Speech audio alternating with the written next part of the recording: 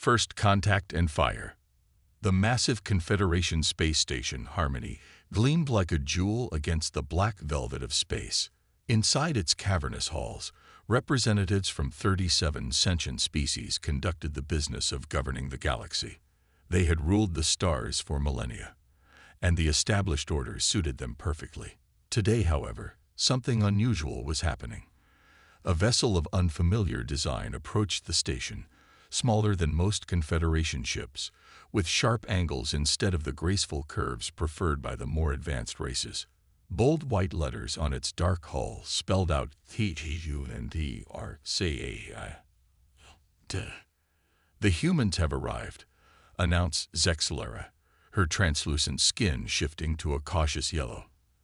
The slender diplomat's 4 eyes blinked in sequence as she addressed the gathered representatives in the station's observation lounge. High Administrator Vanth, a towering figure with metallic scales covering his 3-meter frame, scoffed openly.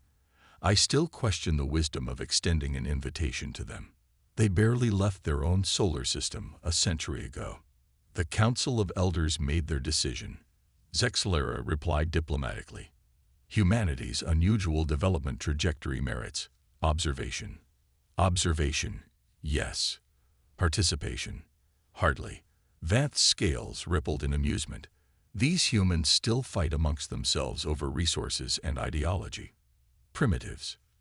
The station's docking bay opened to receive the human shuttle. Unlike the elegant vessels of the Confederation, it was functional, almost brutalist in design. When the airlock cycled open, 5 humans in dark blue uniforms stepped onto Confederation territory for the first time in official capacity. The one in front, a woman with weathered features and eyes that missed nothing, stepped forward. Captain Alina Reyes of the United Earth Defense Force vessel Thunderchild. On behalf of Earth, I thank you for receiving us. Vanth's translator processed her words with a slight delay. He deliberately did not return her salute or extend his upper limb in greeting. Follow me to the council chamber. Try not to touch anything sensitive. Your technological limitations might damage our systems. Captain Ray's expression remained neutral, but something dangerous flickered in her eyes. Of course, High Administrator. The council chamber was a vast space with rising tiers of seats filled with beings of all descriptions. Light from a nearby star streamed through the crystal dome overhead, bathing the chamber in a soft purple glow. The 5 humans looked small standing in the center, surrounded by the collected might of the Confederation. Senior Counselor Nexum, a being composed of swirling gases contained within a hovering environmental field, addressed them first. Humans of Earth, we have monitored your development for many cycles. Despite your aggressive tendencies, you have shown some promise. We appreciate your interest in our species, Captain Rice said with a polite nod. Interest is perhaps too generous a word. Vanth interjected from his seat. Mild curiosity at best. Your weapons are rudimentary, your ships are slow, and your understanding of dimensional physics is laughable. You have little to offer the Confederation. One of the humans, a man with dark skin and the insignia of a science officer, tensed visibly, but Captain Rice placed a subtle hand on his arm. We come seeking friendship and knowledge exchange, she said calmly. Earth hopes to establish diplomatic relations with the Confederation as equals. A ripple of amusement spread through the chamber. Even Nexum's gaseous form seemed to contort in what might have been laughter. Equals. Vanth didn't bother hiding his derision. Your species still engages in physical combat for dispute resolution. No, Captain. What we offer is protected status. We will prevent more advanced civilizations from interfering with your development while you evolve. Captain Ray's smile didn't reach her eyes. We prefer genuine alliance to patronage. Perhaps in 1,000 years, Nexum replied dismissively. For now, be grateful for our protection. Before Rice could respond, alarms blared throughout the station. Red emergency lights pulsed, and dozens of alien voices raised in alarm. We're under attack. Someone shouted from the upper tiers. A holographic display materialized in the center of the chamber, showing dozens of black, crystalline ships surrounding the station. They fired beams of sickly green energy that sliced through the station's outer defenses like they were merely decorative. "The Void Swarm," whispered Zexalera, her skin blanching to pure white. "They've come for the tribute early." "Tribute?" asked Captain Rice, her eyes narrowing. But Vanth was already rushing toward the exit. "Evacuate all diplomats to secure vessels. The payment isn't ready. We need time to negotiate." Captain Rice watched silently as the mighty representatives of the Galactic Confederation scrambled to escape. The supposedly advanced species were running while their station burned. "Commander Zhang," she said quietly to the man beside her, "contact the Thunderchild. Tell them to power up all systems. We're going to fight," he asked, though it wasn't really a question. Captain Rice nodded, her eyes hardening as she watched High Administrator Vanth shove aside a smaller alien in his rush to reach an escape pod. "Yes, Commander. It seems the game is about to change." Chaos consumed the space station as alarms continued to wail. Emergency bulkheads slammed shut, trapping dozens of beings in sections threatened by depressurization. The 5 humans moved with purpose against the tide of fleeing aliens. "The Thunderchild is ready, Captain," reported Commander Zhang. "All systems online. Lieutenant Katri has assumed tactical command." Zexalera, who had hesitated in the evacuation rush, stared at them with wide eyes. "What are you doing?" "We must flee. The Void Swarm destroys everything they touch." "Not today," said Captain Rice. She turned to her team. "Lieutenant Chen, take Ensigns Powell and Okafor and help evacuate civilians from the compromised sectors. Commander Zhang, you're with me." Zexalera followed them as they made their way through the corridors. "You don't understand. The Swarm has demanded tribute from the Confederation for centuries. When they don't receive what they want, they obliterate entire worlds. And you've just paid them for centuries." Rise asked without slowing her pace.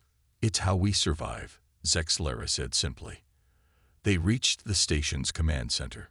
Most of the alien operators had abandoned their posts, but High Administrator Vanth was arguing with a terrified technician. "What are you still doing here?" Vanth demanded when he saw the humans. "Your primitive vessel will be crushed." Rise ignored him and moved to a control panel. "Commander, patch me through to the Thunderchild." Jean worked quickly on the console. On the main screen, the face of a woman with silver hair appeared. "Lieutenant Katri, execute Defense Protocol Sigma," ordered Rice. "With pleasure, Captain," Katri replied with a grim smile. "Your pathetic weapons can't hurt the Void Swarm," Vanth sneered. "We've tried everything." His words died as he looked at the external view screen. The human warship Thunderchild was changing. Panels slid open along its hull, revealing weapon systems far more advanced than anything the humans had previously disclosed. "What is this?" whispered Vanth. The Thunderchild fired, not simple projectiles or basic energy beams, but spiraling pulses of blue-white energy that curved through space and struck 3 Void Swarm ships simultaneously. The enemy vessels exploded in silent flashes of light. "Impossible." Vanth stumbled backward. "Those are gravity-fold weapons. Humans shouldn't have that technology for another 1,000 years at least." Captain Rice watched calmly as her ship continued firing, each shot finding its mark with devastating accuracy. "We've been keeping a few cards close to our chest, Administrator." On another screen, Lieutenant Chen and her team moved efficiently through the station's damaged sections, helping trapped aliens reach safety. The aliens watched in shock as the humans expertly organized evacuation routes and engaged Void Swarm boarding parties with advanced hand weapons that seemed to phase through the crystalline armor of the invaders. "You've been lying to us," Zexalera said, but there was no anger in her voice, only wonder. "Not lying," Rice corrected, "just not showing all our capabilities. Earth learned long ago that it's sometimes better to be underestimated." A larger Void Swarm vessel moved toward the station, its front opening like the maw of some cosmic predator. "That's their command ship," said Vanth, his voice trembling. "They're preparing to fire their main cannon. Nothing can stop that." Captain Rice tapped her communicator.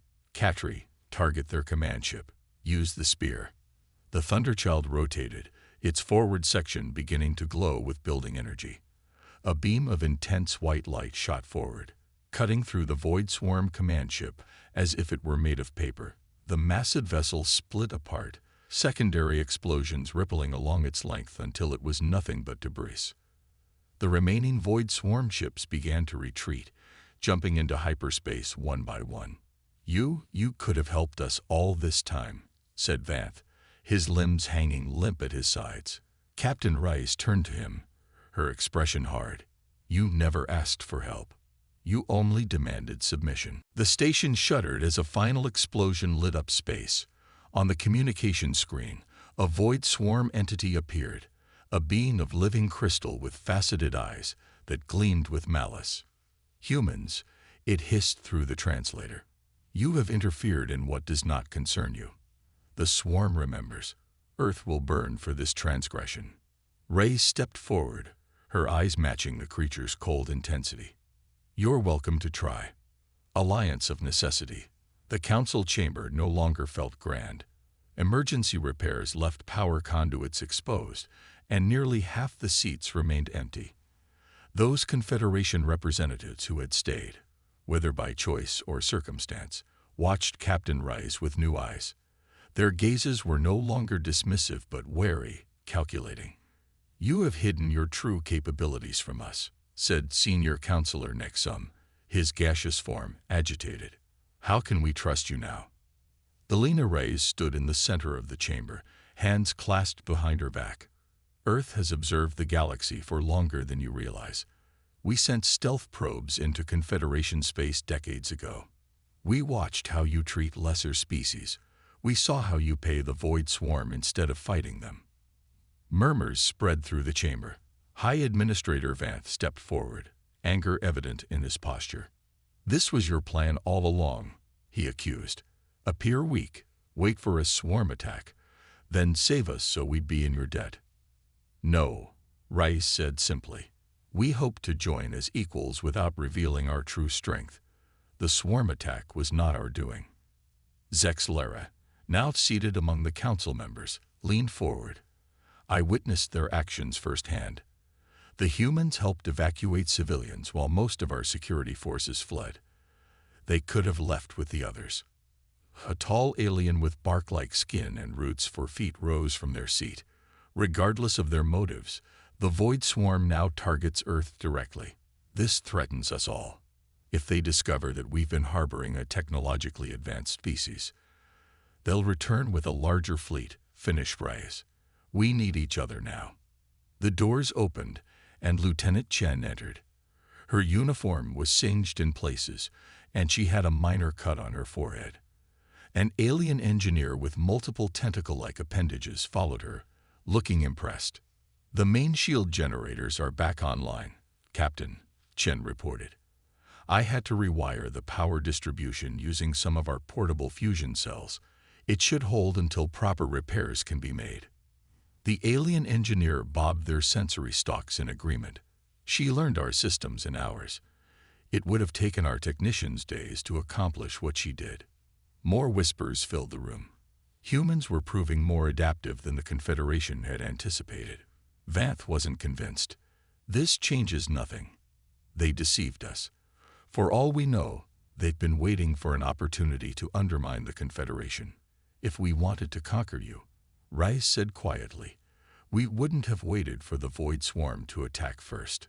We wouldn't have saved your station." Silence fell over the chamber. "What do you propose, Captain?" asked Nexum finally. "A true alliance. The Confederation helps protect Earth from the Swarm's vengeance.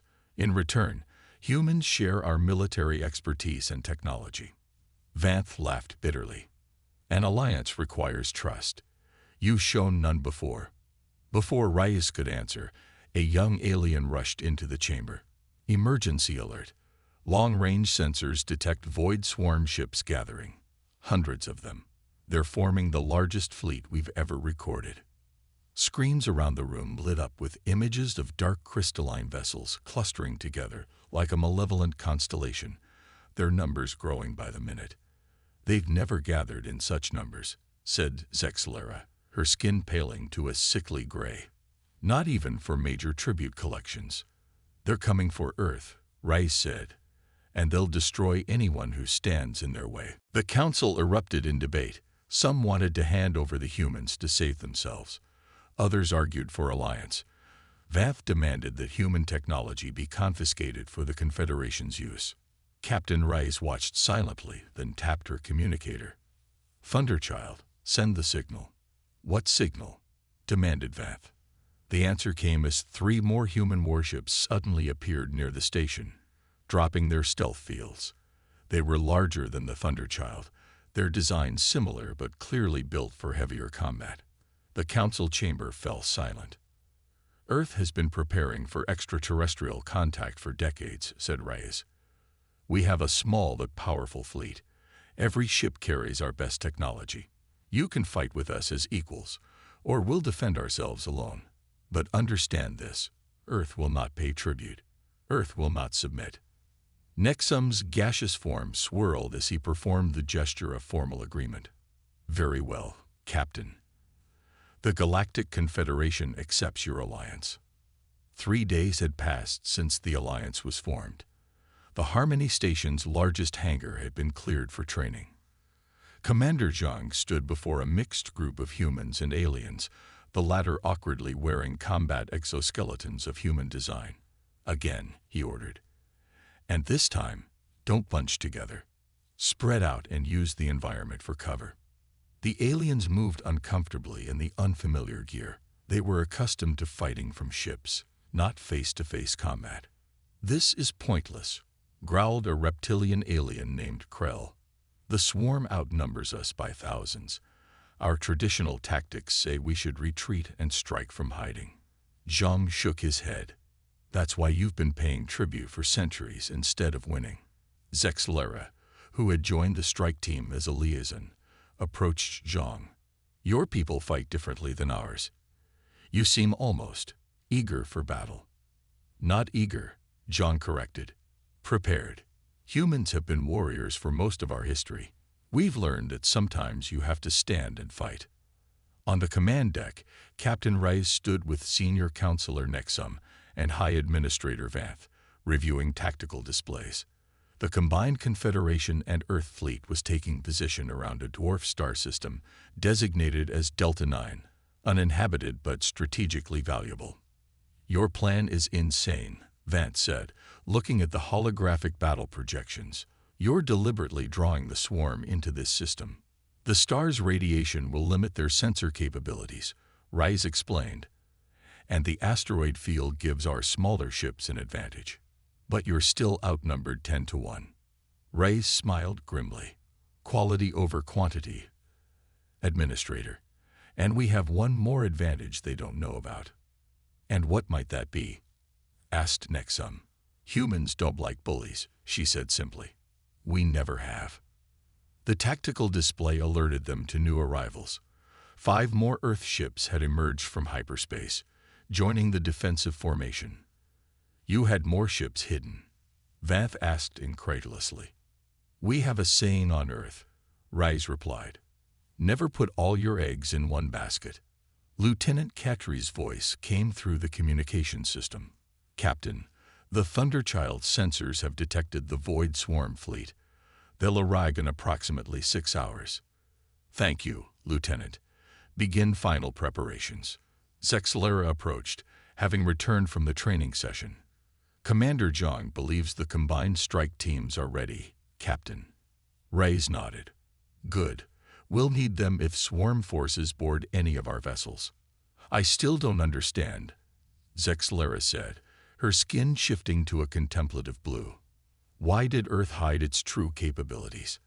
If you had approached us openly with your technology, the Confederation would have welcomed you." "Would they?" Reyes asked. "Or would they have seen us as a threat? Perhaps tried to steal our technology, or worse?" Zexlera had no answer. "Humanity learned caution the hard way," Rice continued. We nearly destroyed ourselves with our own weapons before we learned to work together.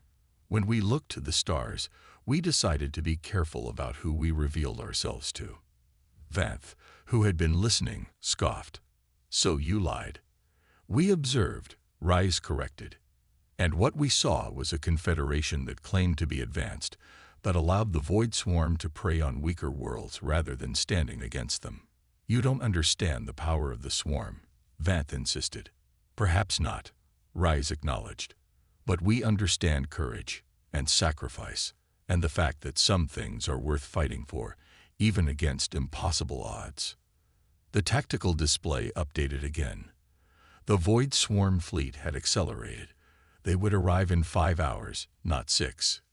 They're eager, Nexum observed. Rise nodded. They're angry. We humiliated them. That makes them dangerous, but it also makes them predictable. She turned to address the combined command staff, human and alien alike. The next few hours will determine the future of both our peoples. The Void Swarm believes we'll be easy prey, that will crumble before their superior numbers. They're wrong. Today, we stand together not as humans and confederation, but as defenders of freedom against tyranny. She looked at each face in turn. The swarm has grown fat on tribute and fear for too long. Today, we show them that the game has changed. Today, we fight. Across the fleet, humans and aliens prepared for battle. On the Thunderchild's bridge, Lieutenant Katri monitored the approaching enemy. They'll be here soon, she said to her mixed crew of humans and Confederation specialists. A Confederation tactical officer named Grax looked up from his console. I never thought I'd die fighting alongside humans. Katri smiled. How about dying alongside friends? Grax considered this, then nodded. I could do that. As the first Void Swarm ships began to appear at the edge of the system, a sense of resolve settled over the Allied fleet. For the first time in centuries, the Confederation wasn't running or paying tribute. They were standing their ground. The game had indeed changed.